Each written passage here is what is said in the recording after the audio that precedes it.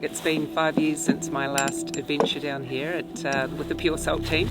So when I heard that they were deploying onto Pigeon Island, and I just thought, oh, it's a good opportunity. It's been a long time and I need to come back and get my fix, hands-on and doing the mahi. So yeah, really enjoying it. You know, this trip in particular, different ways on how they're improving getting the traps in, what traps are working, what's being used. Working with the drones this time has been really interesting, and just seeing how efficient that can be.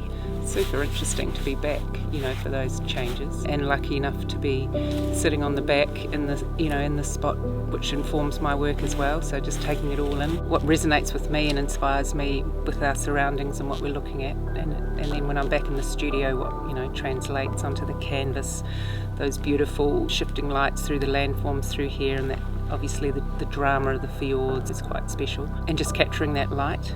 And for me, this was definitely a pivot into my work of focusing in on such beautiful surroundings and hearing the little birds and everything down there.